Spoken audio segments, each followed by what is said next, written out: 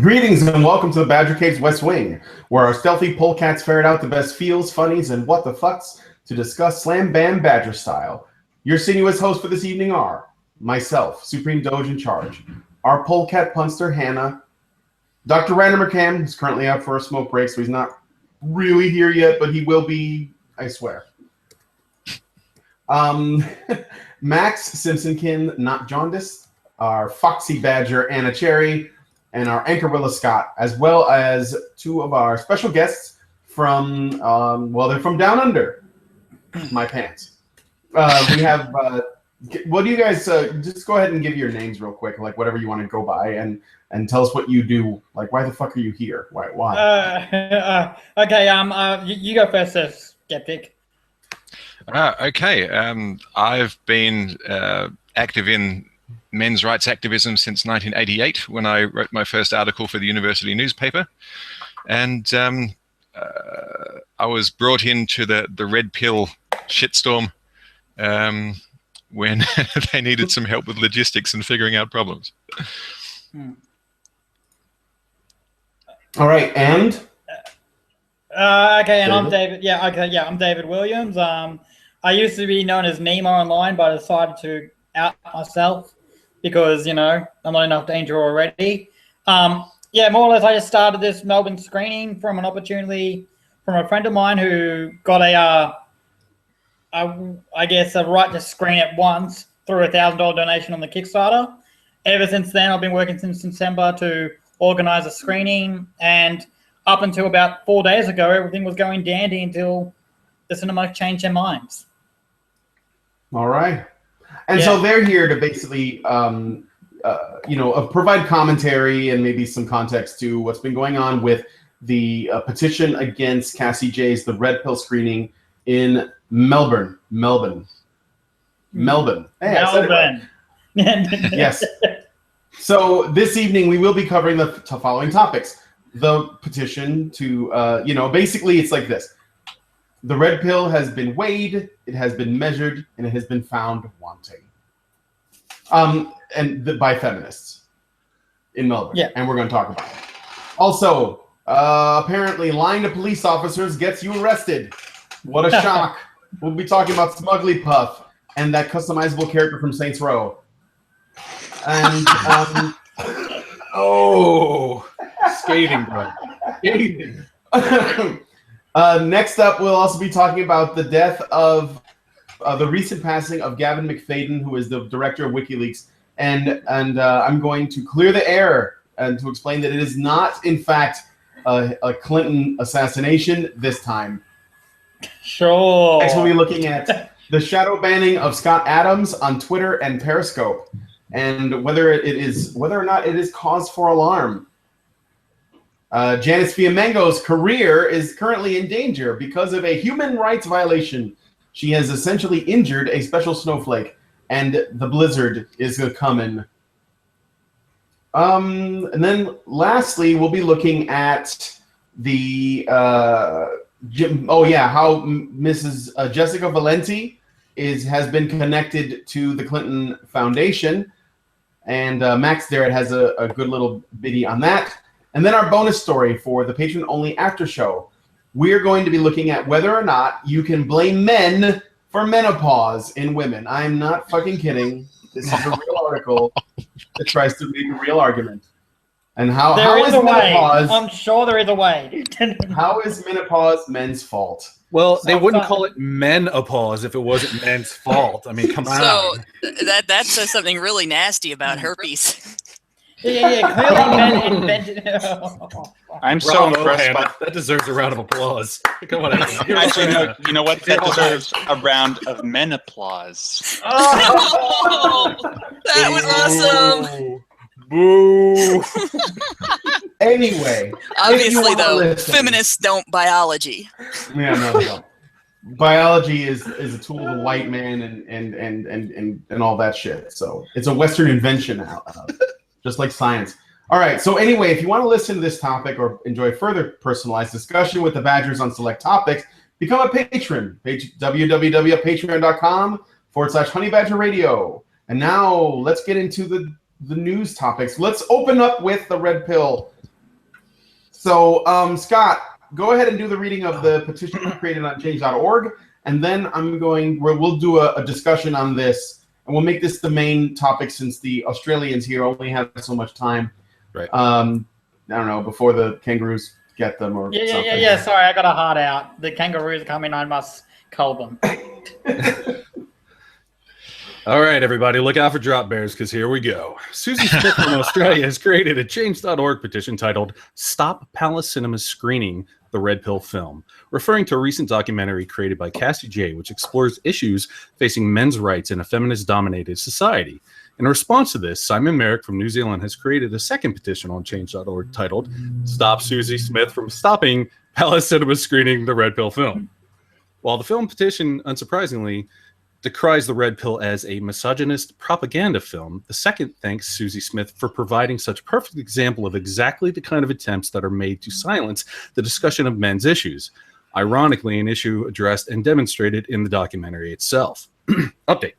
Palace Cinemas has since acquiesced to the Susie Smith petition before reaching even 2,500 signatures. When asked for comment, Palace Cinemas publicity manager Carolyn Whitway said, the company had responded to its patrons' feedback. We support freedom of speech and reserve the right to allow private venue hire of our cinemas to a broad cross-section of groups. However, at the time of the booking, we were unaware that the screening had the potential to cause distress to our valued clientele, Ms. Whiteway said. In other words, Palace Cinema supports free speech, but only when it's not distressing its patrons.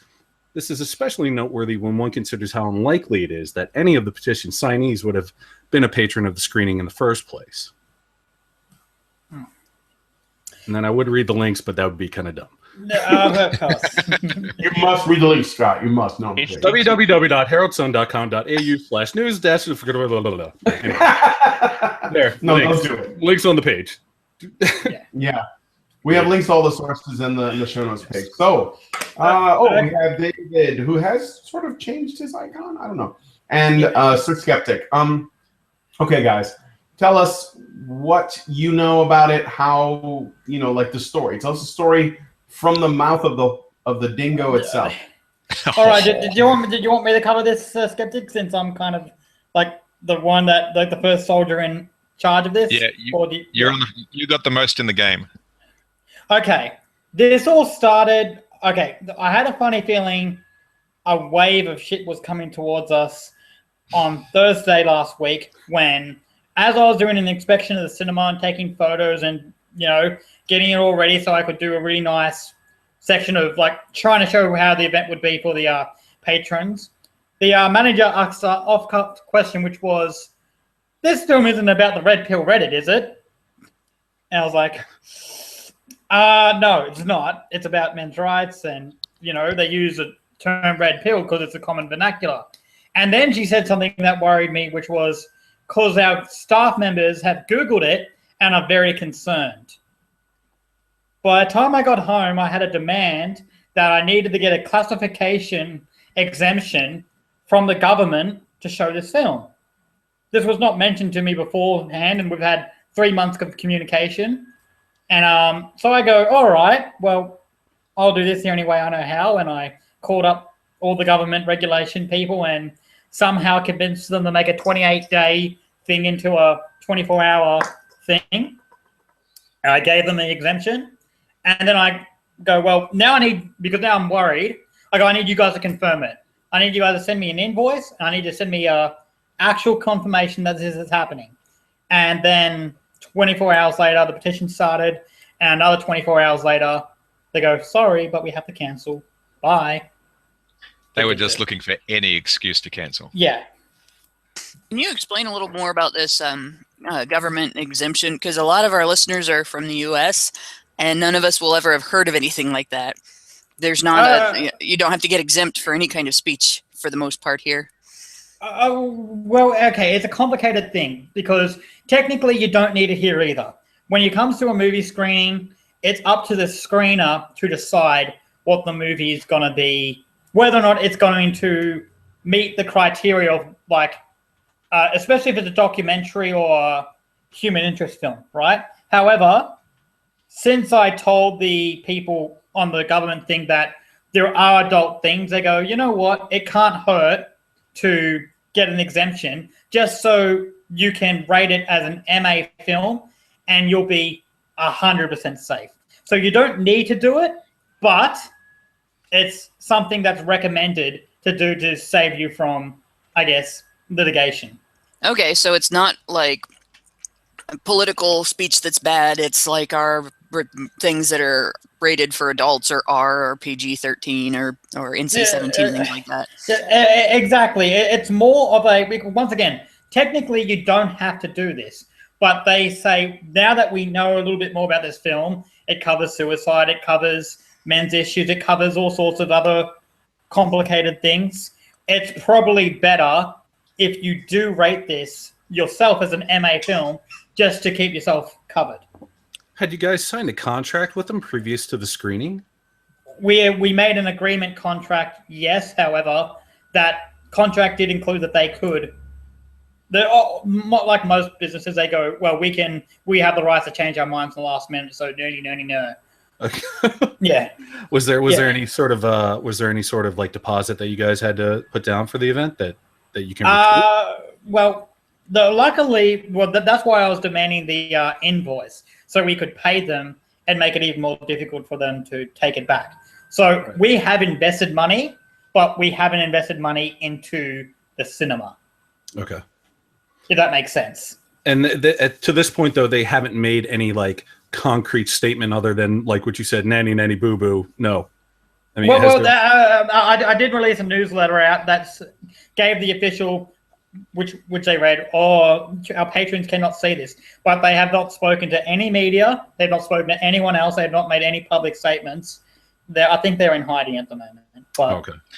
Well, I will add this. Sorry, I just wanted to add something. In one weird kind of way, I almost can't blame Palace Cinemas because according to them, they've had 2,000 people say this film is the devil, and on the other side, they've had one guy say this film is nice. So in that context, I almost can't blame them for that decision. Well, here's the question then. Did you try and explain to them that the film hadn't been released, basically? It had been in such a limited release that the people saying this could not possibly have any kind of context to be saying this? They were well aware of that. Okay, and they still said no. Oh, wow, okay. Interesting. Yeah. I have a quick question. In regards to, apparently there's a counter petition being sent around. I saw Skeptor do a video on it. Are you going to try and press this any further, like show that there are people that are trying to demonstrate that this isn't a quote-unquote misogynist film and that they should show it? What I'm going to do with that is I'm going to use that petition to encourage another venue to take advantage of this. Right. Actually, it's not a bad idea because that petition is currently standing at 4,100 supporters. Oh, hell yeah. And Palace Cinemas has, on their own Facebook page, they've dropped from 4.2 stars to 1.4 stars in 24 hours. Oh, wow. They've been bombarded with everybody saying, this is censorship, this is ridiculous, you're gutless, I will never go to your cinema again. There's a hell of a lot more people that are supporting it than are against it. Of course, because as most people know, like the feminist population's maybe 15% at best, and the ones who are willing to get off their chair and do this type of stuff is probably 1%. So the people who are against it are far outnumber it. I'm not concerned about that at all. Have you guys approached local news media to talk about this to see if there's any interest for them covering it?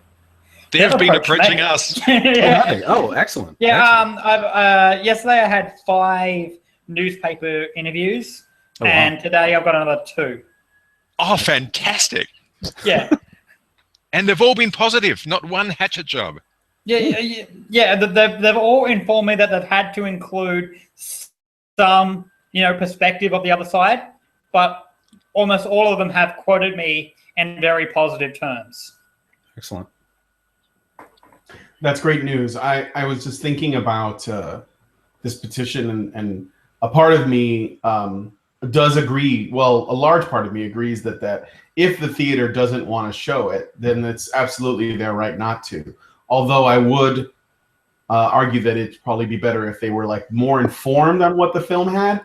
But if at all possible, then maybe like this sort of this ban on this particular theater or whatever you want to call it, this theater choosing not to play because the petition was, had informed their decision, and all of the fallout that's coming as a result, like where the press is getting involved and you're looking into other theaters, which I think is a really great alternative because someone else is going to probably show it if there's enough buzz and interest, especially if the media makes a big stink. You're going to have a lot of people that are like, well, I want to see what the big deal is about. I mean, what was the last time a documentary caused this kind of controversy where, people were like all up in arms over, how destructive it could be. And then you have a group of people that are like, well, why are you banning this thing? It's like, now I want to see it more. You know what though? Yeah. Ryan, it wasn't a documentary, but the same sort of thing happened with Deep Throat back in the 70s or 60s or whenever the hell it was.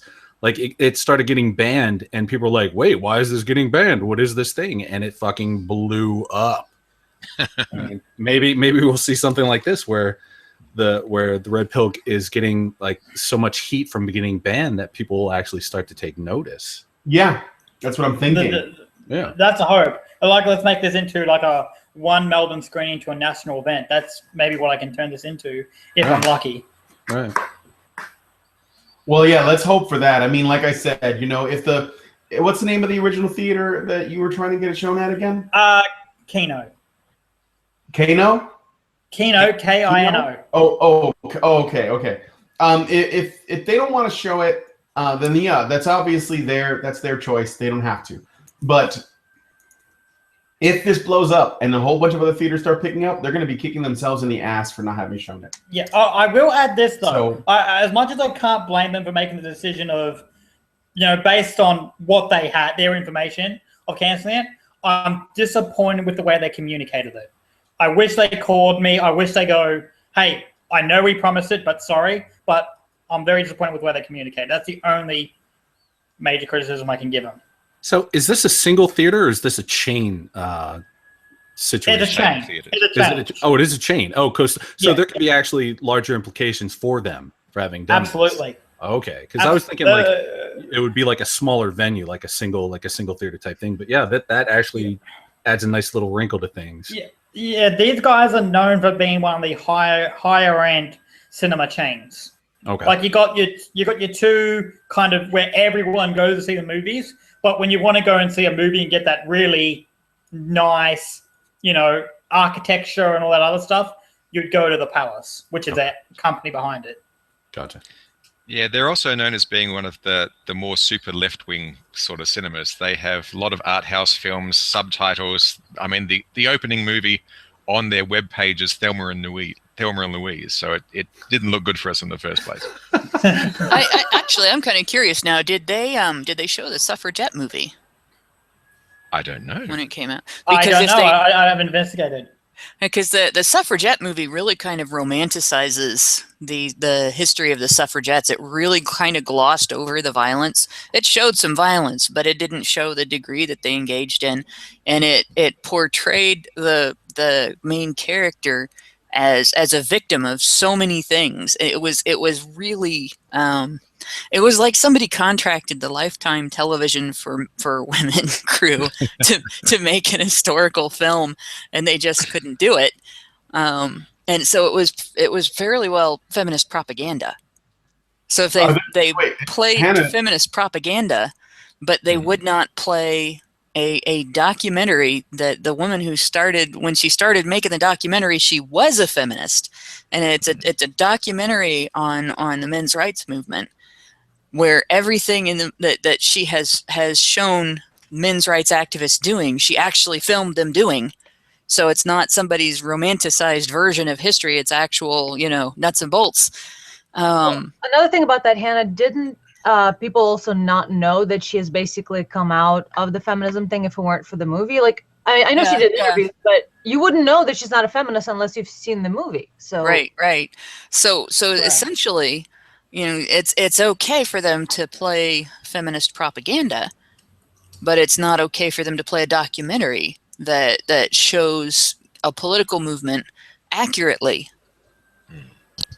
But from their point of view, they see the suffragette as a documentary, and this is propaganda. Yeah, exactly. Unfortunately, They wouldn't if consider there's that propaganda.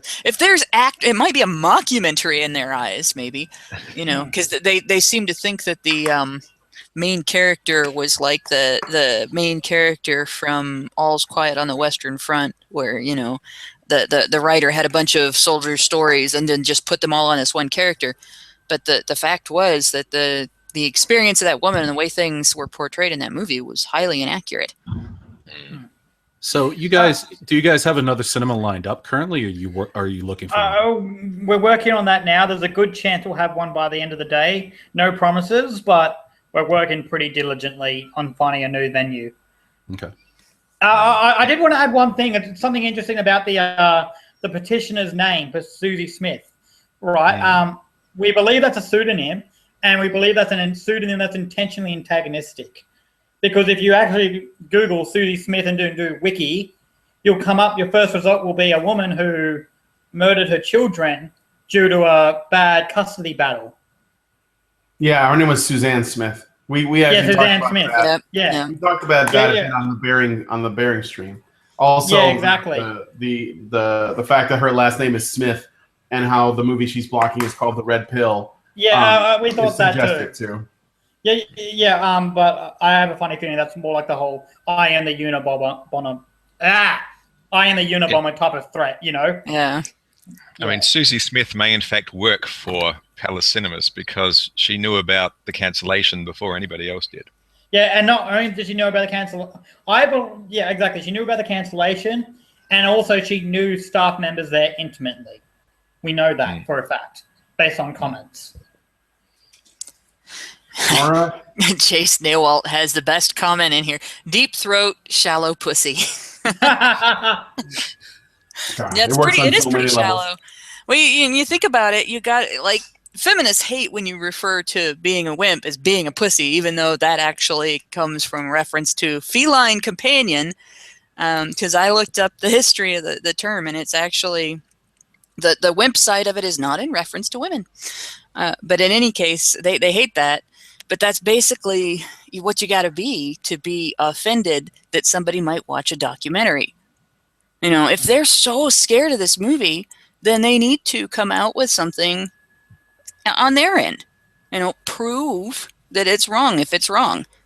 And then I think the reason they're trying to silence it is because they're already aware. Even the ones that are, the coffee shop feminists that don't do anything, that don't really know anything about their movement's history and don't know what their movement does. And, everything they learned about feminism they got in gender studies class.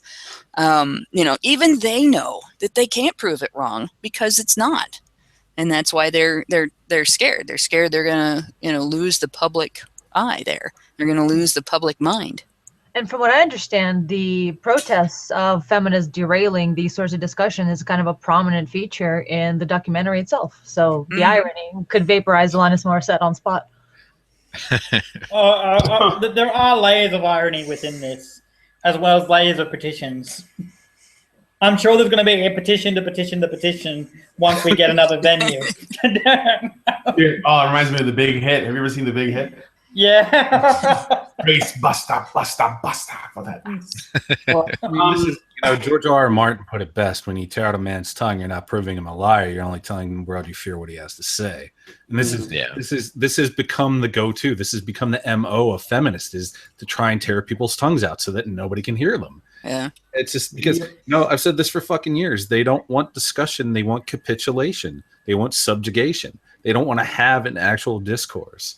So this is great, though, because it will create the Streisand effect, and people will hear about it that otherwise would not have. So hopefully this turns out for to be a plus for you guys in the long run. It's also a smoking gun as far as I'm concerned, because you have feminists everywhere saying feminists don't hate men. We're just about equality. We just want to deal with areas where women are disadvantaged. And as soon as a film comes out that asks people to have compassion for men, asking people to have compassion for men is misogynistic. They're pitting women against men. They hate men.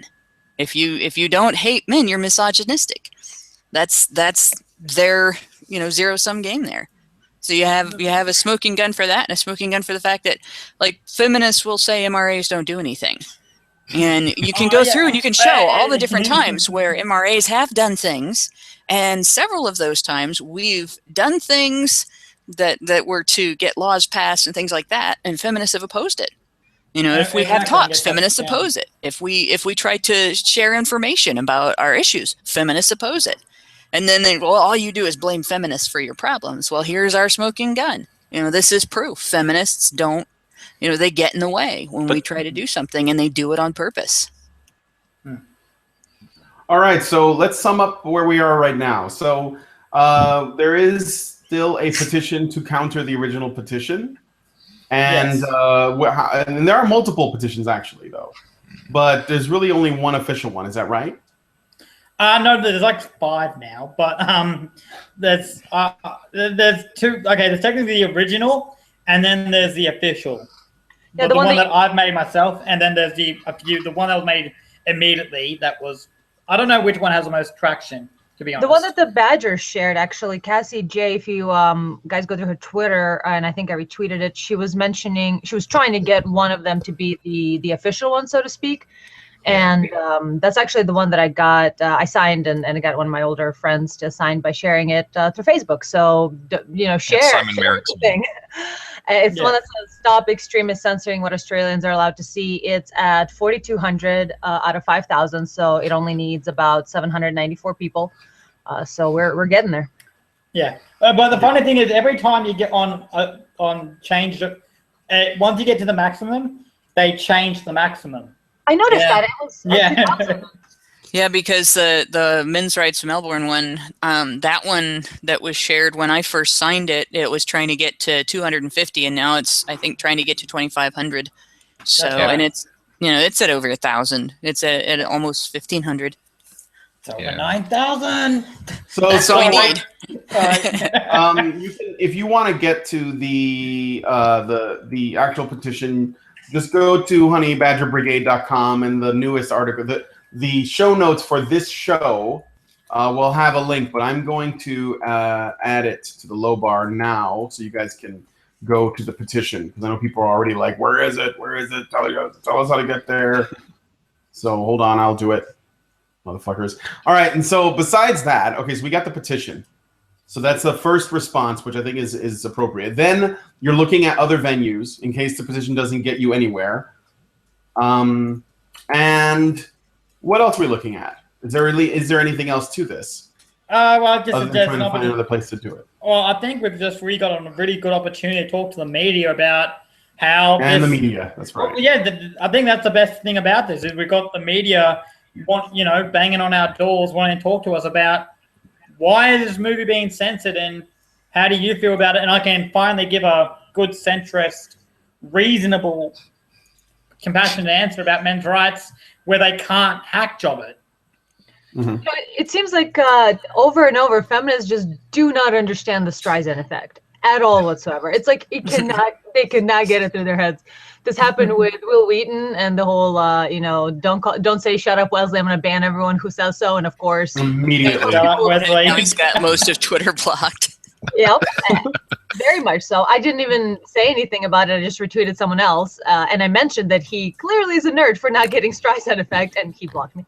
And the next thing too is with the Kotaku with the butt anime. That was the latest thing to me, because I didn't even know there was an anime where girls fought with their butts. But Kotaku told me about it. Now I want to see it really badly. Oh, yeah. I saw a clip of it. It blows my mind. It's fucking awesome. Only in Japan can you come up with ways to make anything epic. Anything. Yesterday was incredibly educational. Tasting. Yeah. Yesterday was incredibly educational for us because we spoke to a number of reporters and journalists, some of whom have been in the journalistic game since the 60s. And we learnt how to deal with interview questions and curly cues, and how to have your how to deal with leading questions and where they're trying to catch you, and that you just have your 3 or 4 talking points. And if the reporter asks a question with a key word of one of those talking points, you say that block of text. You don't answer their question. You just say your talking points. And now that I'm listening to... You went Now through that I'm boot listening camp to media political training. debates. Pardon? I was saying you went through boot camp media training. It's a media training is Yeah. something they do for in the U.S. for like actors and anyone who's going to be interviewed a lot. They have to go through media training to know how to handle the bullshit that gets thrown at you. Yeah. Okay. It was so educational. It was awesome. I still think I need a little bit more of that, but it was a good introductory course. All right, so I guess we got all that. If you guys, Sir Skeptic and David, you can stick around if you wish. We're gonna move on to the next story. That's okay. I've got a heck of a day ahead of me. I'm moving out. All right, the dingoes are moving out, so he's got to take off. Bye. Thank you, and Sir Skeptic, you are all welcome to stay, or you can leave too. That's cool. We're just gonna go through the other story. You can totally stay. Thank you so much. So, not a problem. Talk about the tug event now, or at the end of the entire show? We're gonna do it at the end of the whole show. Okay. So that way it's the last thing people think about when we close out. You know what I'm saying? All right. So recency and latency is what is that called? It's a psychological thing that you remember the first and the last of something when you're trying to memorize a list of things. There we go. You got it. Okay, Max, tell us about Smugly Puff and the customizable Saints Row character. That's just fucking, that's beautiful. Just that analogy. So check it out. Back on October 11th, I went to a rally that was held in support of a professor at the University of Toronto, whom a lot of you might know as Jordan Peterson. And the man was being made out to be quote unquote transphobic because he refuses to use gender neutral pronouns when addressing people who identify as trans or non-binary. During this rally, several people rallied against Professor Peterson by using a white noise machine, shouting "shame," with a couple of anti-Peterson demonstrators physically assaulting supporters and onlookers. And one of the people assaulted was, of course, Lauren Southern, commentator for the Rebel Media and an honorary honey badger, I believe. She captured the incident on tape, and well, it's just because she doesn't give a fuck, right? She captures the incident on tape and is now pressing charges against the aforementioned customizable Saints Row character. Excuse me. While her cameraman recorded the incident, shortly after the campus security intervened to figure out what happened, during this exchange, a trans man that the internet is affectionately referring to as Smugly Puff came in and lied to the police, saying that she didn't see nothing. While she claimed ignorance, well, she didn't actually say that. She said she didn't see. You get it. While she claimed ignorance, the video footage, along with the smug look on her face, suggested otherwise. Despite the fact that lying to authorities can be a prosecutable offense, something else happened shortly after her fat Cartman-esque face smiled at Lauren Southern being physically assaulted. An onlooker, you guys. An onlooker was recording the rally with her phone when I'm just going to call her Cartman because she was literally wearing a yellow beanie. Cartman decided to snatch her phone and run off with it. Now, during the theft, the onlooker received bruises to her elbow and face. Afterwards, when Cartman ran inside the building, Cartman smashed the phone on the ground. There are unconfirmed rumors suggesting that after she was arrested, she claimed that the women she assaulted were, quote-unquote, not respecting her authority. But to conclude on a serious note, even though Cartman was arrested, U of T has failed to acknowledge these assaults. Instead, they released a letter condemning the mean comments directed at the anti-Peterson transgender demonstrators online. Oh yeah, because that's the violence. The online comments is the violence, not the bruises to someone's face and destruction of their property. Okay, there is this thing called cyber touch, Anna. Authenticated by the UN. This person on their C drive. On the C drive. This person is like a walking meme that she not only looks like Cartman, didn't see nothing. Apparently doesn't like conform to the gender binary, but on top of all that, her dad is not a phone, and therefore she threw it on the ground. Did she actually throw her phone? I'm an happy birthday on the ground. She's an adult. She's not a part of this system. And I threw it on the ground. I can't believe this shit. Okay. You can't write this stuff, man. I know this stuff writes itself. It's like this is why Teal Deer said Polecat cast is the best cast. But the shit writes itself. I threw it on the ground. Happy birthday to the ground, Cartman. Okay, well, I don't know. Does anybody have any initial thoughts on this? I know that this story has been. Oh, and you mentioned that. Yeah, we mentioned the arresting and everything, but does anybody have initial thoughts about this? I do. It's like. Oh, sorry. Did I go ahead? No, go ahead. You can. No. You go ahead, Anna.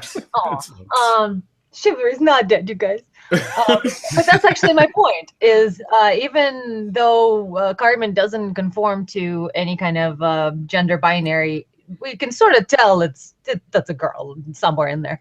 You know, we have pretty good radars for, you know, like biological males or females. It's one of those things. That's why. One of them is that she didn't get knocked the fuck out for lying to the cops immediately. That's the thing.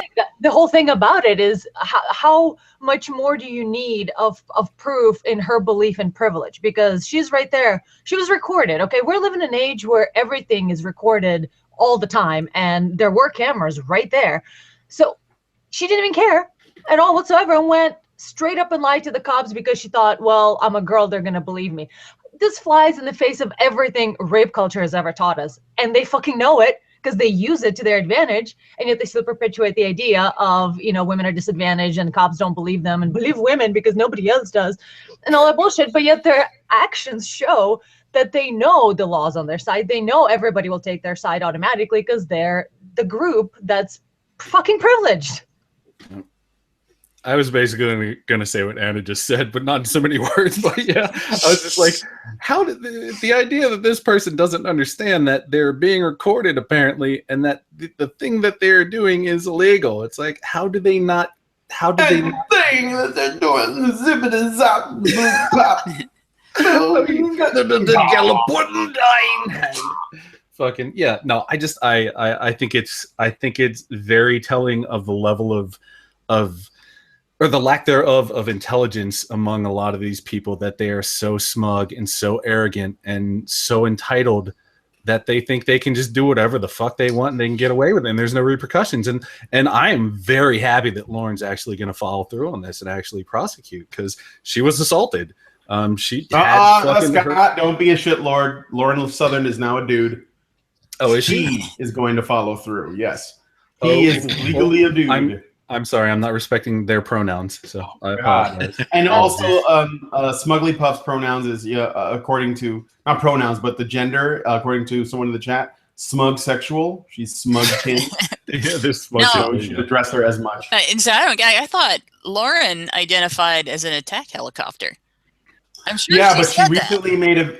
Yeah, she did. But then she recently made a video where she basically came out as a dude and went through all the paperwork. She's officially a dude now. So. Oh really? Yeah, oh, see, that makes me. And now I'm a little bit gay. I thought she was a warthog, and she go. Just a little bit. That might change. Maybe tomorrow. Right? We'll Maybe. They prefer to be called M12 LRVs. On one hand, I identify as a Hind D because of Metal Gear. I'm just waiting. I'm just waiting for like the various kin out there, you know, mayonnaise kin and cat kin and whatever else kin, to start accusing transgendered people of having accepted gender privilege. Well, at least you identify as a human gender. So, Max, you had your name in the chat. Yeah, I just wanted to bring up an interesting point that Anna sort of raised, and just bring it to something else that Teal Deer said in a video that he released today on the exact same subject. In regards to quote-unquote female privilege, considering that the Smugly Puff, she is apparently a woman-to-man trans person, and her birth name was Valerie, but now she wants to be considered Theo. When she goes to court, is she going to try and be prosecuted as a man or a woman to try and potentially get the charges dropped or not as strictly enforced? If she wants to go to prison for 40% less time, she better be a woman by the time that trial is over. Right. If she believes in the patriarchy, she'd be like, I'll go as a dude, but likely we'll see that she'll be advised anyway to go as, well, I guess they will be advised to go as a man. But she's just going to twist her hair into ringlets and say, I'm just a girl, I want to play jump rope. I was thinking that, Jim. Yeah. The local court is particularly social justicey, her attorney might actually advise her to go as a trans man who doesn't pass, because then she will have female victim narrative to play on, and the the whole discrimination victim narrative for both being a girl and being trans. So that either way, she wins that way. Not necessarily the court case, but as far as social justice goes, she wins the progressive stack with going as a trans man that does not pass. That way she'd have the best of both worlds. Well, I want to finish my thought up. I didn't get to finish this a second ago. I just want to say one more thing really quickly, is that I really applaud Lauren for going to court about this. I really applaud her for or him or they, whatever. Anyway, for doing this, for litigating this, because there's a problem where these, I don't want to say these people, but we're talking about a specific group of people that are feeling very entitled. They're feeling very emboldened by this lifelong, you can't do any wrong kind of thing. Everybody gets a trophy kind of bullshit. And frankly, the only way that it seems like a viable solution to deal with these kind of issues is to litigate. I mean, it sucks that it has to come to that, but we're in a situation now where we're talking about, impingement upon freedom of speech, upon freedom of assembly, upon, various other situations like that. And you have to draw the line someplace. Somebody has to stand up and say enough is a fucking enough.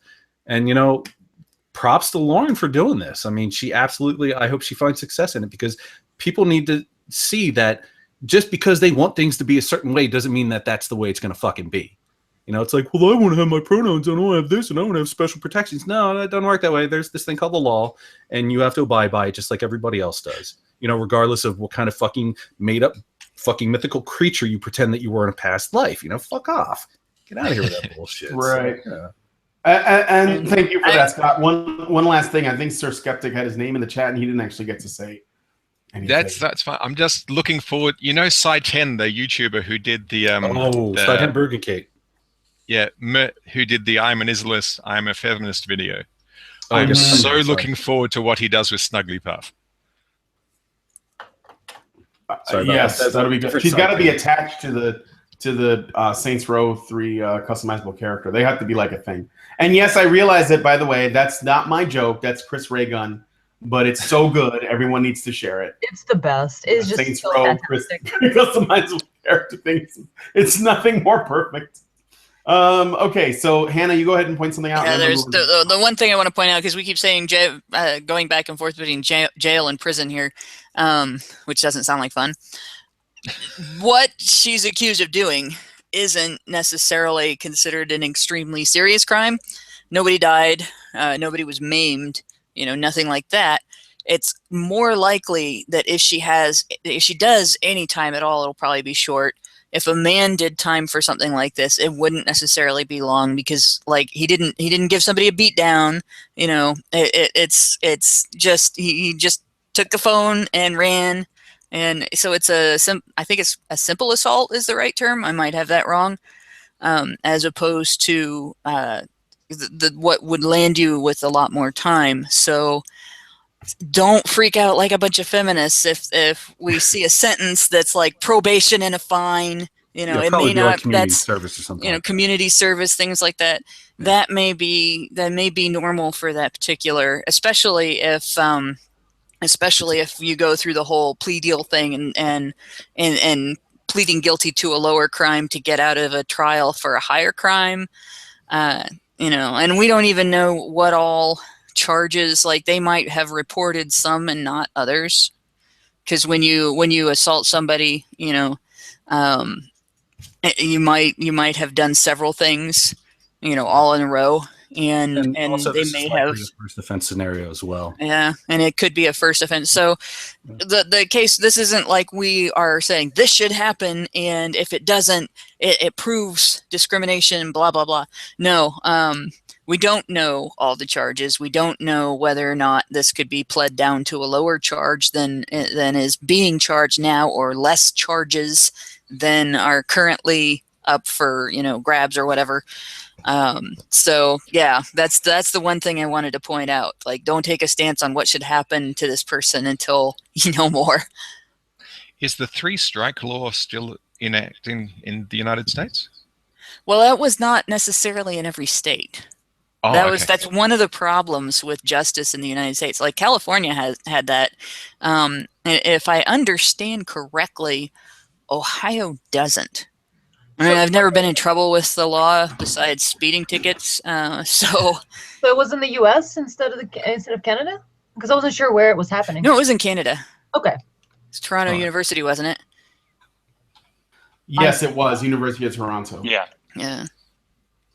That's Max's school. Actually, no, that's not my school. My school's Ryerson University, but it's... you go to Ryerson in Toronto. I'm sorry. Yeah, it's okay. Yeah, I thought because you were at the campus that was your school. All right, my bad. All right, so should we move on to the next story? Good, I'll take that as a yes.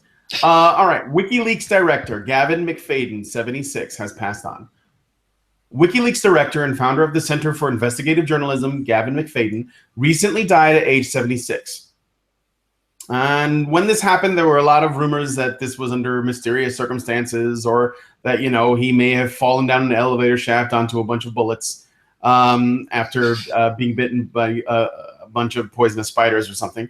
But this is actually not the case. He did not die by mysterious circumstances, although the timing is just a little bit odd. But instead, it was just by lung cancer, surrounded by loved ones in London, England. Colleagues and fellow journalists across the world, including WikiLeaks co-founder Julian Assange, have taken to social media to pay their respects. Here is an excerpt from the obituary. Gavin McFadden, director of the Center for Investigative Journalism and advisor to the Bureau, has died after a short illness. An investigative journalist for many decades, Gavin, who died on Saturday, October 22nd at the age of 76, used his experience in later life to mentor and encourage those entering the profession. Gavin was a strong believer in investigative journalism and was heavily involved in founding the Bureau in 2009. He was a committed supporter of the organization and a long-serving member of its editorial advisory committee.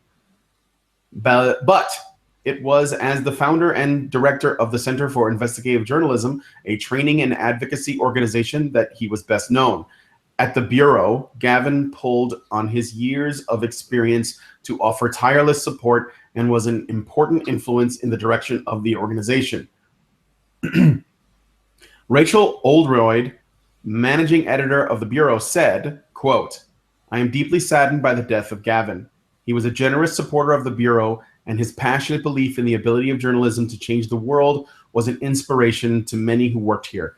Gavin constantly challenged us to do the best journalism that we could and to seek out the stories that really held those in power to account. His infectious energy and spirit was a true force for good, which will be missed," end quote. James Lee, chair of the Bureau board, said, quote, "It was Gavin that had the idea that sparked the creation of the Bureau. He was a source of inspiration for us all, the likes of which we are unlikely to find again," end quote. So mainly I wanted to share this story because there was a lot of misinformation where people were saying, oh, the Clintons did it. And while it's really easy to say that about most of these sorts of cases because it seems so common, in the case of Gavin McFadden, it is just not true. Another interesting, well, there's a lot of interesting things about him as a person, but apparently Gavin McFadden was arrested with Bernie Sanders back in the day, was a body double for Nick Nolte, and was banned from South Africa and the USSR, as well as starred in the movie Thief with, looks like, Nicolas Cage. Or maybe not. No, that's not Nicolas Cage. I don't know who that is. James wait, Caan. show me. I can tell you if it's Nicolas Cage. I know Nicolas Cage anywhere. This is from a profile shot. Does it look like Brianna Wu? If it does, it's Nicolas Cage. Oh, sick burn. Fly water. But No, yeah, it's true. he's got an interesting life, it seems like, and anyone who's arrested with Bernie is got my vote, except he's dead now. Sad. To clarify, somebody in the chat says that the person in the photo with him is James Caan, the actor from The Godfather. Yes, sure. Never seen it. Well, What? there you go. Oh yeah. Get out. You're dead to me, Cherry. You're dead to me. I'm actually an immigrant, believe it or not, to America. So I came from behind the Iron Curtain, and there are things I wasn't exposed to, and I just don't feel like it's worth my time at this point in life. That's it. You haven't been exposed enough. You clearly have not been exposed enough. We need to expose you more. Yes, please. Oh, okay. I see what you did there, Hannah. I hope so. We're gonna expose the cherry. Okay, so does anybody have any other thoughts about the Gavin McFadden story? Or shall we move on to the big next loss. Too few voices like that, unfortunately, in this world today. Yes, it is a big loss. He was It really mentor is. to Julian Assange, so hopefully that will rub off Julian Assange's. A few others Do we- in WikiLeaks too. Do we What was actually that? know what the short illness was? Lung cancer. Oh, He okay. had lung cancer, so smoked too many cigarettes, maybe. That's the only thing I could figure. Or maybe it was just in his genes. And he It was wasn't meant to- bonitis, actually. Nobody wants to Well, talk it was- about it, but it was bonitis. Bonitis. Like he had a boner that he couldn't put it, like it just kept growing and growing, and then when all the blood was drained from his heart, it killed him. Have you ever watched Futurama, Brian? Bonitis? Come on now. Jesus. No, I don't know. She hasn't watched fucking Godfather. You don't know what bonitis Hey, is. What is this podcast coming to? I watch Futurama, but I haven't seen every episode. Give me a break. Bonitis. Oh. The reason I asked about the illness was that my training is in molecular biology, and there are so many freaking drugs that cause things like liver failure and renal failure, and that are taken out of the system very quickly, that they don't show up in autopsy reports. I was just a little bit paranoid and worried about that. So you're saying that the Clintons could have killed him anyway? Not with lung cancer. No, not with lung cancer. Well, they have feminism. I want to believe. They have feminism, and feminism is cancer. Actually, that's true. Oh, There you go. And there's your gallows humor for the day. You take an Andrea Dworkin book and you burn it in front of somebody and they inhale the smoke and they get cancer. There you go. Yeah, all you got to do is touch it. Yeah. You read it, you get brain cancer. Is it like DMSO? You touch it and you can taste it, kind of thing. Yeah, and nobody's old enough to know that. Never mind. I know somebody who worked in that shit and actually tried to get because his father is evil, but he tried to get. It was one of those, kind of almost Godfather-esque, where intimidating EPA agents, keeping their workers in a tool shed locked while they're inhaling fumes, because most of them are illegal immigrants, so who gives a fuck? Good times. But yeah, it's actually, if it was DMSO, if I believe correctly, it causes birth defects in various types of cancer and birth defects. And so, they actually have. This is one of my favorite stories from this time.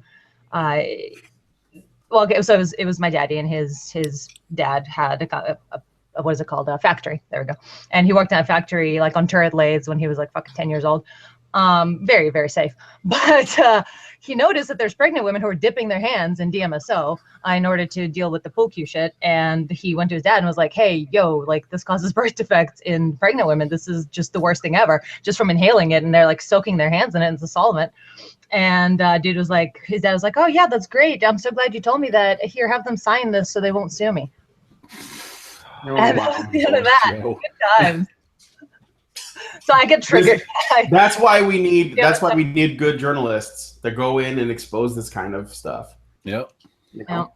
And that's the thing. I believe you asked, what did I say? And McFadden was a mentor not just to Assange, but a few other WikiLeaks journalists, and his scope of influence was pretty large, and hopefully it'll live on in its own way. Yes, I'm hoping for that. All right, so let's go on to the next story because we have a couple to get through here. Was Scott Adams? I'm going to read this one because I wrote it. God damn it! Was Scott Adams shadow banned on Twitter and Periscope? On October 23rd, Dilbert creator and political blogger Scott Adams was on Periscope, a live streaming app that works through Twitter, to talk to his followers over coffee, presumably about politics and such. Scott experienced an odd phenomenon when he noticed the followers on his session dropped from over 1,000 when he started to 0 for no reason, even though people were still interacting with him via the app, and considering the number of people he had watching, he could have been the #1 Periscope stream at that time, or at least near the top. Adams also said that his Twitter followers claimed they weren't getting Adams's tweets, which also suggests shadow banning on Twitter, something that Scott had never experienced before. Scott wrote on his blog about both incidents, stating that while there is no real proof that he is actually being shadow banned, and that he had tweeted to Twitter CEO Jack Dorsey in an attempt to get answers for this, an explanation for this phenomenon, at this time Dorsey has not responded. But as Adams attempts to explain, he is a busy man. What I find most suspicious about this, and I'm sure Adams does as well, is the fact that his Periscope followers dropped from 1,000 to 0, specifically when Scott started talking about the fact that Trump could win the election in his opinion, and began to explain why. This could be a goof, things happen, but then Scott started another Periscope stream when the first one dropped to 0, and again when he got to Trump, the viewer count dropped to 0. Now that is suspicious. At this time, there is no more info, but we will be looking out for more if anything develops. By the way, in Scott's own blogs, he says that if he is being intentionally shadow banned on Periscope and Twitter, in his mind, this is an act of treason. All right. Well, anyway, if you guys have any thoughts on that, there you go. I guess in a way it would be, because it's basically an entity trying to prevent, say, the people of the United States from talking about their own political process, and from sharing ideas and so on, keeping some people's ideas from being out there. That's a pretty serious thing for any entity to do, and it really is awful. But you know, with Twitter, the hard thing about the Twitter shadow ban is, like, it's not like the Reddit shadow ban, and I can sort of compare them because I've experienced both. With Reddit, you know you're shadow banned when you start posting to subreddits. The moderators will tell you, because your comments show up only for the moderators, and they show up in a different color. So they have ample evidence that account is shadow banned. And so, like, when I was actually fairly known on Reddit, as it was my later accounts, I got told right away. My earlier accounts, I was not very well known in the men's rights subreddit yet. I went for several months the first time I was shadow banned, trying to figure out what was going on, and the shadow ban was new. And I kept getting told by moderators, there's something wrong with your account. You need to contact the admins. And of course, the admins don't answer. With Twitter, you don't. Your profile is still visible. With Reddit, if you go to somebody who's been shadow banned, if you go to their profile, it's gone. You can't go to their profile. You can't see their comments. Only they can see their comments, and only the moderators of a particular sub can see their comments in that sub. But with Twitter, you can go to somebody's profile if they're shadow banned, and you can see everything that they've tweeted, but it won't show up in your feed. And if they tweet at you, you won't get a notification in your notification feed. It still sends out the email notifications, and I think there's text notifications too. And when I was shadow banned, it still sent those out, but it did not. It did not send the one that if you click on your notifications button in your menu, that you would see. And then the other thing that happened is, if you went to a thread of discussion where somebody tweeted and other people tweeted back at them, you could see my name in the list, but you couldn't see any of my comments in the thread. And that's basically what the shadow ban looked like the last time that I saw it. Now, I've seen somebody else that was shadow banned say that they didn't show up in hashtags and stuff like that. Their comments wouldn't show up there and things like that. But I haven't seen that recently. So if he's experiencing that stuff, he won't have like definitive confirmation where you can say this is a definite, you're definitely shadow banned. But it's a pretty strong clue if you comment as part of a conversation that's going on, and then you go to look back at other people's tweets and you click on the tweet of somebody else, so that you're viewing that person's tweet and the stuff that's in reply to it, and all of your replies all of a sudden disappear from the thread. Or if you sign out and look at it and all of your stuff is gone, then you're probably shadow banned. Yeah, that's about right. It is going to be pretty hard to prove definitively. So all he can do is like keep trying to make content. I mean, like he's still on Twitter and he has done a few Periscopes since then and hasn't run into any more problems. So I don't know if it could. He has concluded that it could have been a glitch, but if it isn't, then some shady shit is going down, and he's very much that happened twice. I know in the same instances, yeah. Yes, under the same circumstances. What I'm saying is, I guess what I think is this: Scott Adams is not easily ignored because he's kind of a big personality, right? So he ran into these problems, and then he sent a message to the CEO of Twitter, and all of a sudden he didn't have those problems anymore. Right. Even though the guy from Twitter didn't respond to him, he went back to making Periscope videos and didn't run into any issues. That's something that Mercedes has been talking about occasionally. She does disappear from my feed and then reappears. And when I see her reappear, well, this was in the past. I haven't seen it in a while. But she says, oh, as soon as I mention something about being shadow banned, my people are saying that they're seeing me again. So that is kind of a pattern with Twitter, it seems. Yeah, it's almost like Twitter is deliberately gaslighting people from certain political viewpoints. Because now, see, when I started talking about it, I made 2 YouTube videos, and the same thing happened. My shadow ban ended as well. And there was another thing that Twitter did for a while. And I don't know if it was like they changed an algorithm to make something automatic and then decided it was a bad idea, or if something was discovered by social justice warriors, hey, we can exploit this, and then Twitter fixed it so they couldn't, or what. But I would get into sort of a slap fight with a social justice type, and we'd be going back and forth, and all of a sudden I would get the screen, like right in the middle of me typing a tweet, would change to the screen that says you have to change your password because odd activity has been happening or strange activity has been happening with your account. And that happened to me like, a couple dozen times. And I got started talking about it. And a bunch of people responded that it had been happening to them too.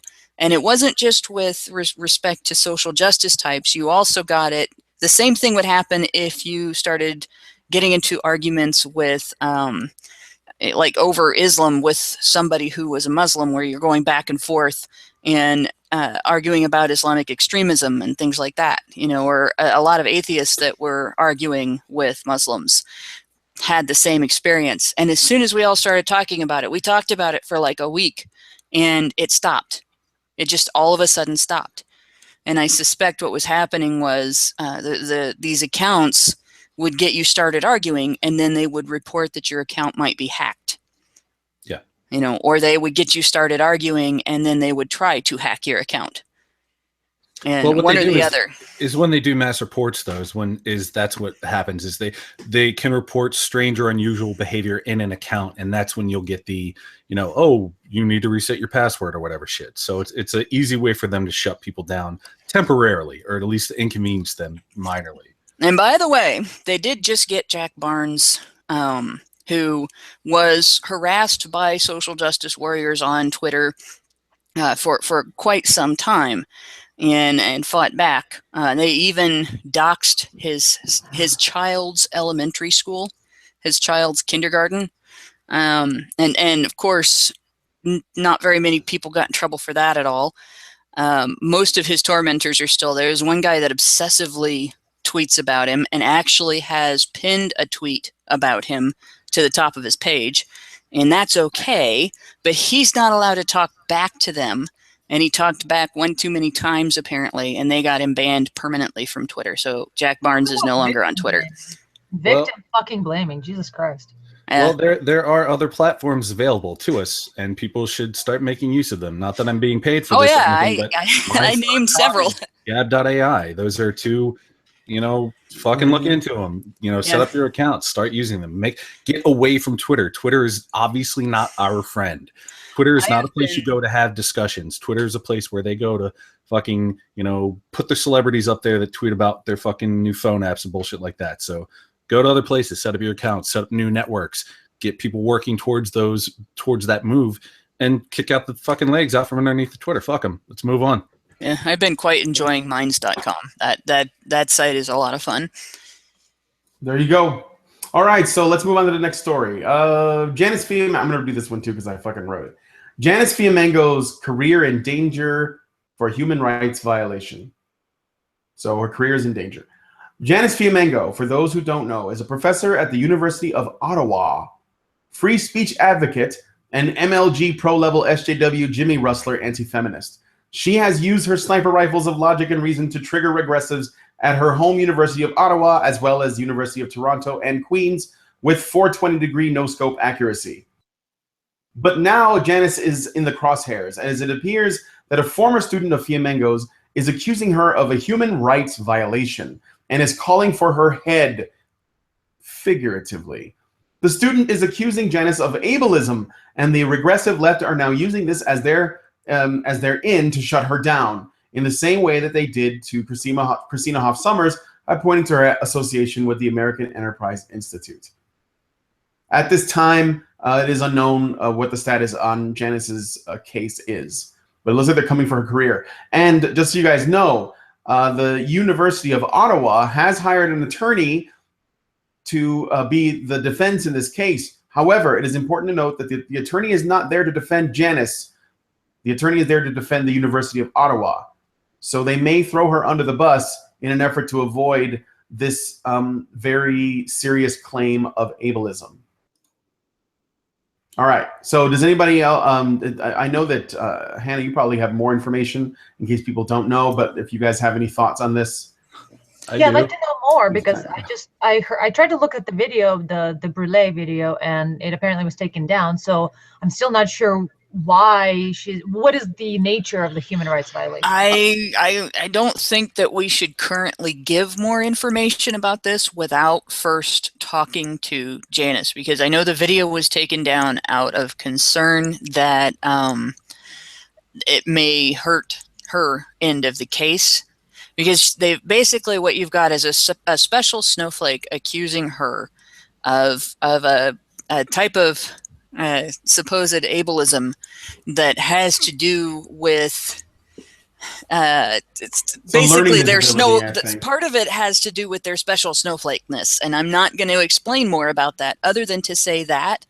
And what basically might come out of this, if too much is said about the case, is that the individual may claim that the discussion about the case is triggering and it's Janice's fault. So let's wait until we get more coming out of Janice's camp rather than sabotage Janice's end of the case. Mm-hmm. Well, I hate to do that because this is a very interesting situation, but it's important not to mess things up.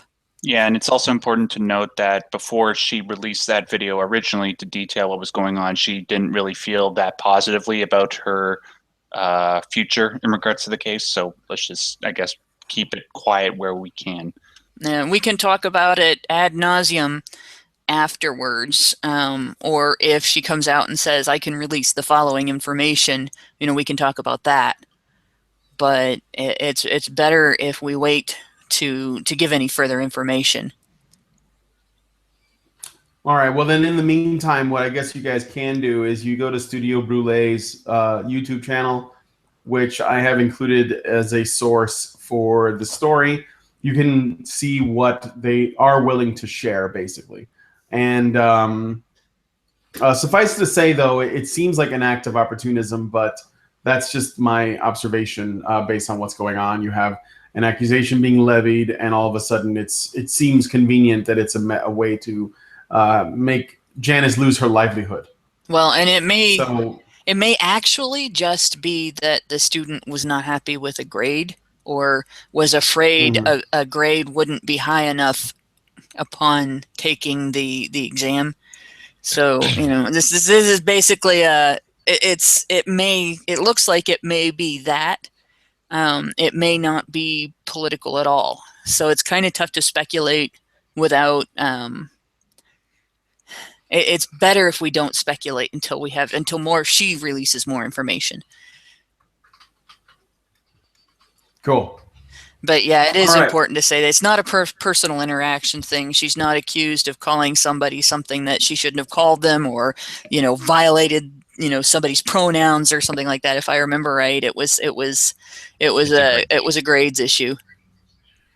Yeah, and if you knew Janice, you'd know that just is so out of her character to be like that. She's one of the gentlest people I've ever met. She's harmless. She causes diabetes. Oh, yeah. Well, it's because she's so sweet. Yes. All right, so let's go on to the last story. And Max, that one's for you. This is about Clinton and Jessica Valenti. How are they related? Oh, well, the obvious reason that's on everybody else's mind, but for another reason that is going to blow everybody else's mind. So, controversial opinion time. For me personally, the emails that have been coming out from WikiLeaks these past couple of weeks are more stimulating than the entire motherlode discovered during the fappening. That's just me. But anyways, today I came upon another batch of emails which I will be adding to my collection. My stash. Apparently, back when Bernie Sanders was on the campaign trail, Hillary Clinton's campaign team hired feminist writers to deliberately spin Mr. Sanders' words in order to make him sound misogynist. I'm not kidding. And guess what? Apparently, one of these writers was Ms. I Bathe in Male Tears herself, Ms. Jessica Valenti. Now, buckle in, kids, because the amount of spin you're about to see here will likely make your head do an Exorcist 180, just saying. So, back in January of this year, Sanders did an interview with Rachel Maddow, where he said the following, quote, "We're taking on not only Wall Street and the economic establishment, we're taking on the political establishment. So I have friends and supporters in the Human Rights Fund, in Planned Parenthood, but you know what? Hillary Clinton has been around there for a very, very long time, and some of these groups are part of the establishment." Now, nothing too inflammatory there, right? Well, guess what? Campaign organizers for Ms. Clinton decided to twist his words around into making it sound like Senator Sanders was saying that Planned Parenthood was part of the establishment that needs to be taken down. And 2 days after the email exchanges took place, Valenti delivered an article to The Guardian titled, "Bernie Sanders Must Deliver More Than Platitudes About Abortion." In it, she accuses him of being anti-women's rights on these grounds. We'll look into the exact wording of these exchanges in a moment. Wow. God. Wait, you mean Jessica Valenti has a narrative she's trying to push, and she got involved with somebody else trying to push a narrative? This is so weird. Yeah, it's insane. It's almost like she has an agenda. It's so unbelievable. It's so unbelievable. Unbelievable. Boo. Fucking. This is like. Come on, like, hey, wait, you mean the sun rises and sets over a 24-hour period? That's crazy. I didn't see this one coming. Please. But come on, guys. You gotta know. Babies are dead. Babies are not your audience. That's good. Oh. You're not wrong. And then Bernie comes out after all of this, and he's like, "I support Hillary Clinton." Do you realize that she tried to destroy you politically, like, forever? It wasn't enough to just win. Lots of people. Once people get accused of things like misogyny, it ends their careers and it ends their future. I mean, how long would if he would have made it? How long would it have been before he was accused of rape at some point? Well, apparently, the thing is, women would have came forward. I don't know if this is very widely known, but apparently Clinton went after people in Bernie Sanders' family. Yeah. And so they put pressure on them to put pressure on him. So this was kind of like, it'd be a real shame if something bad was to happen to somebody you love, it'd be a real shame that happened. It's kind of one of those kind of scenarios. So now we know where anti-Gamergate gets just their give me tactics. A house. I'll just take another house and then I'll walk away. I won't look back. Now we know where anti-Gamergate gets their tactics. Now we know where grassroots feminists get their tactics. This is the way that progressives work. But the truth is that lots of people support Hillary because that bitch can't walk by herself anymore. She's not healthy enough. She needs support. Hell, when you're relying on an old guy like Bernie for support, you're in trouble. Oh, man. This is proof that whenever the feminists say, "Oh, we're not the establishment," you are. Yes, exactly. Yeah. Well, in Planned Parenthood, I gotta say this. I worked in nursing home care. I was a state tested nurse's aide before I hurt my back. And of all of the nursing homes that you could go to, like the lowest common denominator, the bottom line of the most basic cheap ass care you can get is the county home that's run by the government. And Planned Parenthood is the county abortion clinic. They may be independent. They're independent the way the post office is independent, but they're government funded and they are the establishment. And frankly, everybody talks about what a great thing feminists say they are for women, but the quality of care that you're going to get there, I question that because they're the lowest common denominator. And if we're going into a society right now where our government is claiming to fund our health care regardless, our government is claiming that we have better health care now, the question then becomes, is Planned Parenthood really all that valuable? And wouldn't it be better to go with a system where merit, and performance matters more? And I'm going to keep my views on abortion itself out of this. Wait, what do you mean by that exactly, Hannah? Because I'm not following. What do you mean merit matters more? Merit matters more. The value you provide for your customer or your patient, the way you treat your patient and so on, makes a bigger difference in whether they come to you or someone else. So basically a privatized system, not a publicly funded system. Everybody talks as though Planned Parenthood is the greatest thing that ever happened to women. And I have other reasons for not buying that. I think that's a line of bullshit anyway. But in some communities, Planned Parenthood is all they have. There's not access why, to though? Those kind of things. It may be that Planned Parenthood is all they have because who would get business if Planned Parenthood is undercutting them in price? Well, see, I'm a little hesitant on that, and again, I don't want to say like anything definitive here because I don't know all the numbers and stuff. But I know that when you're talking about healthcare, when you're talking about that sort of healthcare, it gets to be pretty expensive. And in some of the neighborhoods where when they don't have access to it, Planned Parenthood is the only thing there. Kind of like in a lot of poor neighborhoods. I don't know if you know about this. Like there's a problem in poor neighborhoods where there isn't access to grocery stores in a lot of places. I'm aware. Believe me. Okay, so it seems fairly on par with that. Well, okay, there you go. But I mean, you understand the dynamic. I'm aware. But this is what I'm saying here. I suspect that part of the reason that there is not access privately is because Planned Parenthood is hard to compete with.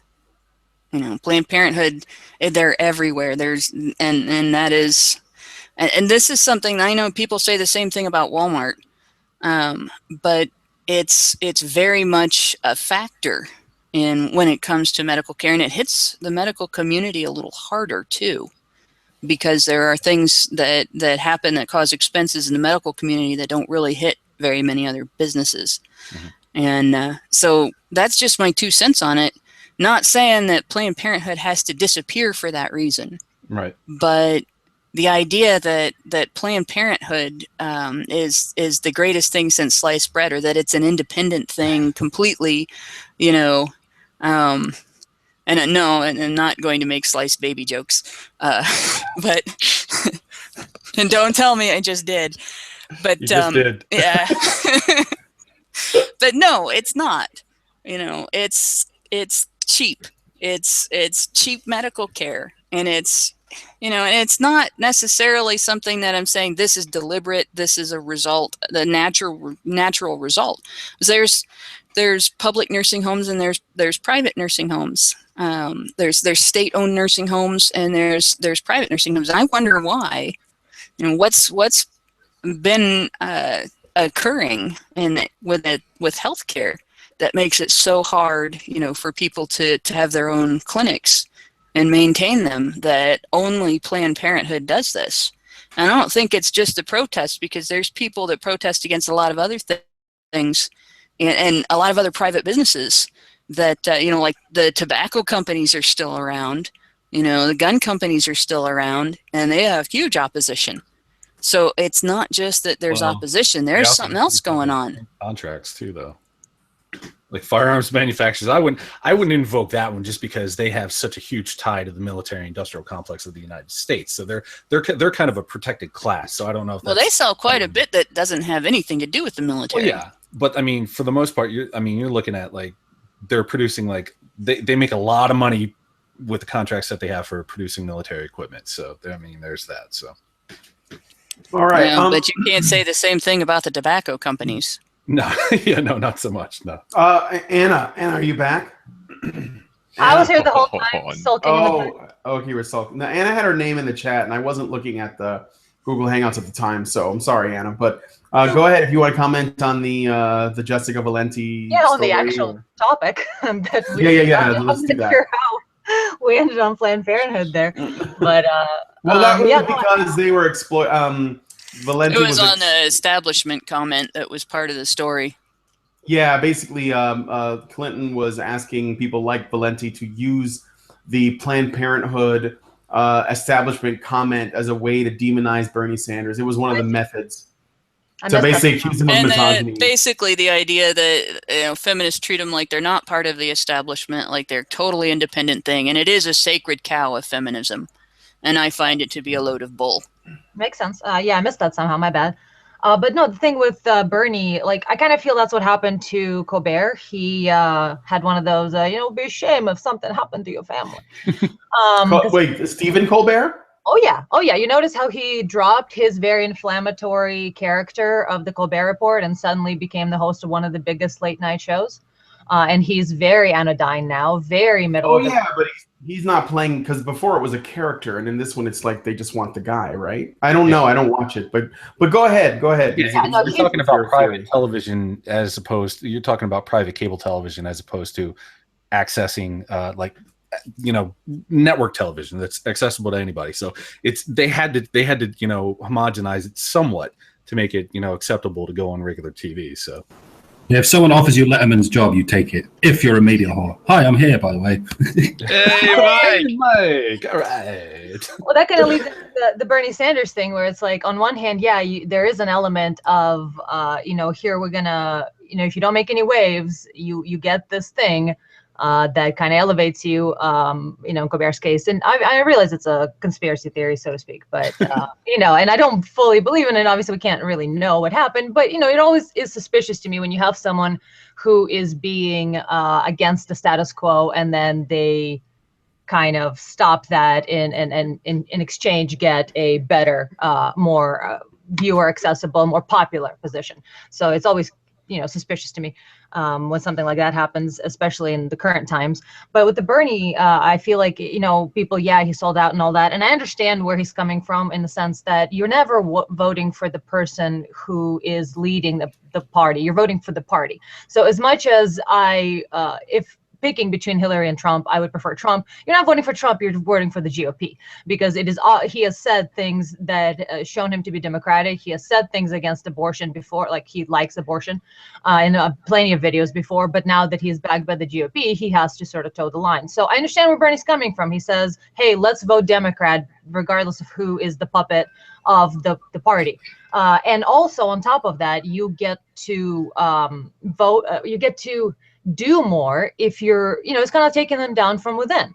On one hand, he can be completely ousted and not support her and get absolutely nothing done and no influence. But on the other hand, if he actually joins her, he can possibly influence her from the inside, which is the idea that he and Elizabeth Warren are going to be doing, is, working with Hillary to kind of get some of their ideas, happen. But, what I really find interesting about the whole Hillary Valenti WikiLeaks thing is, isn't there a, that there's this idea that she's the first female presidential nominee. I mean, wow. No, we have 2 female presidential nominees, but you never fucking hear about Jill Stein from the media, do you? Because the media, because come on now. You're assuming the media is going to be fair. They would, they totally should have been talking. I mean, I'm all for letting Jill Stein and like the Gary The other Johnson. her- Where is Aleppo Johnson? They should have let them both get on there and It's like a do joke. some And at a time when we need a third party candidate more than anything, and if feminists and liberals, my people, the liberals, not the feminists, if we cared, well, we do care about the environment, we care about a variety of fucking things. Jill Stein is the green motherfucking party. Like, who is better than Jill Stein, a female? She is pro-environment. She's pro-Black Lives Matter. She's she even changed her stance on potential evidence of vaccines coming out damaging, children, which there is actually newfound evidence that it may affect African-American males. I will have to find that study. It's quite reviewed, and, we're not saying vaccinations cause autism. No, I'm not saying that, but there is evidence of adverse effects in specific populations of certain types of vaccines. We're not talking about like fucking smallpox, but others, the ones that they make you take every year for flu. There are a lot of different types of vaccines. So point is, John Oliver, etc., went on a smear campaign against Jill Stein. She stands for a lot of things that liberals fucking love to death. And as people said, Hillary Clinton, if she only had an R in parentheses next to her name instead of a D, all of these people who are backing her now would fucking hate her because she's literally a warmongering fucking evil person, practically a war criminal. Well, mentality of a war criminal anyway. And yet somehow media and feminist media is elevating and talking about only Hillary as if she's the only female nominee, as if she's the only possible female president. And to me, the whole WikiLeaks, it is so obviously obvious. Yes, that's what happened. That's why nobody's talking about Jill. The mainstream media is bought and paid for by Hillary. This is why. Yes. They would, that she owns them. They owe her. It's the cycle. I'm sorry. Everybody's blowing each other right now. About a game that's already fixed. It's a game that we're given the illusion of choice. Absolutely. It's like, oh, you have the left team or the right team, the red or the blue, the donkey or the elephant. It's like, which team are you? It's the rabbit or the duck. Yeah, it's tribalism is what it is, and we're not. There's not really any actual choice because your votes don't fucking matter anyway. It's like they decide for us what we're gonna get. It's like, you can vote, you got to put your vote out there because it counts. It doesn't fucking matter. It's fucking ridiculous. It's all lies. And hey, somebody's got a phone call. It's not me. Banana phone. I'm sorry. Yeah. That was me. Ring. I want to point out, because we were talking about different candidates that they haven't acknowledged and everything. I want to point out something that happened during the first Bush Jr. election. So this goes back a little bit. During the primary of that election, several hundred or several 100,000, I can't remember the actual report. It was a huge number, so it has to be more like in the hundreds of thousands. But there was this huge exodus from the Democrat Party into the Republican Party, not because they all supported and loved a particular candidate, but it got out that they were going to vote for in the primary for oh crud, now I can't think of his name. He ran, all I can think of as Edwards, which is wrong. But they were gonna Herman Cain? No, not Herman Cain.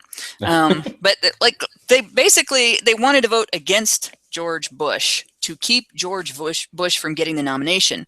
But the thing is, there was another candidate that they all could have voted for. They made a big deal about Obama being the first black president. If they were that desperate to have a first black president, let's have a first black president. We're gung-ho for a first black president. During that primary, Alan Keyes was running. He was black. And he was very different from some of the other candidates. He had a specific tax plan.